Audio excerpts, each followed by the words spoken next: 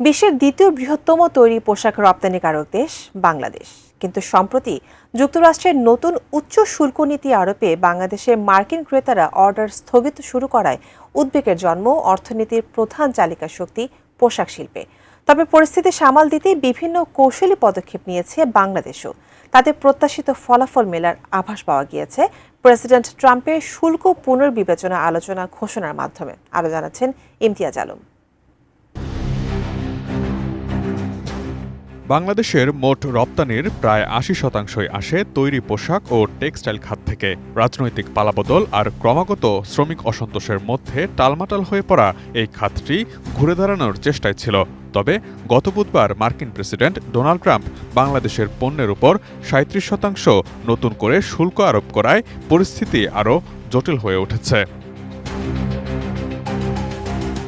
Donald ট্রাম্পের ঘোষিত reciprocal ট্যারিফের এই শুল্ক নীতির কারণে ক্ষতিগ্রস্ত হতে পারে বাংলাদেশের তৈরি পোশাক শিল্প ও চামড়া শিল্প।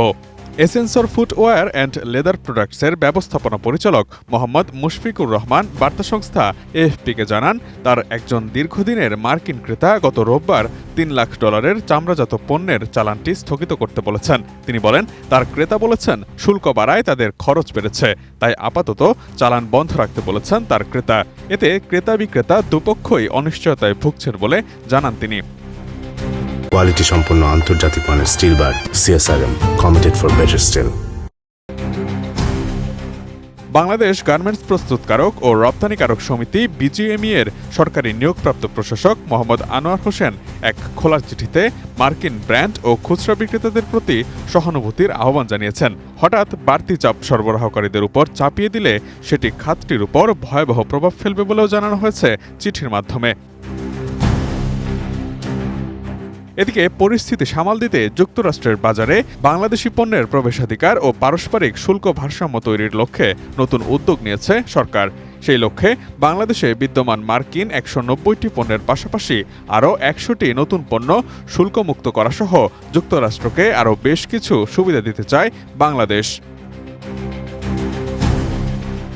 এছাড়া দ্বিপক্ষীয় বাণিজ্য সম্প্রসারণে বাংলাদেশ সরকার যুক্তরাষ্ট্রের সঙ্গে দীর্ঘমেয়াদে LNG আমদানি চুক্তি, মার্কিন গাড়ি নির্মাতা প্রতিষ্ঠানকে দেশে কারখানা স্থাপনের প্রস্তাব, সয়াবিন, গম ও তুলা আমদানিতে বেসরকারি খাতকে যুক্ত করার উদ্যোগ নিয়েছে। দুই দেশের বাণিজ্যে ভারসাম্য ফেরাতে শুল্ক ৩ মাস স্থগিত রাখতে ট্রাম্পকে প্রধান উপদেষ্টা চিঠিও দিয়েছেন।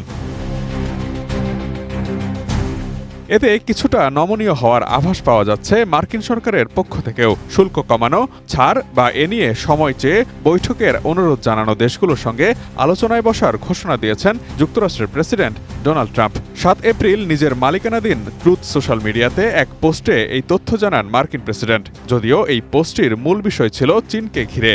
এতে তিনি চীনকে হুমকি দিয়ে বলেছেন, যদি তারা যুক্তরাষ্ট্রের উপর পাল্টা শুল্ক প্রত্যাহার না করে তাহলে আরও ৫০% শুল্ক আরোপ করা হবে চীনের পণ্যের উপর। এতে যুক্তরাষ্ট্রে প্রবেশের ক্ষেত্রে চীনের পণ্যের শুল্ক দাঁড়াবে ১০৪%। Imtiaz Alam, desk report, ATN news.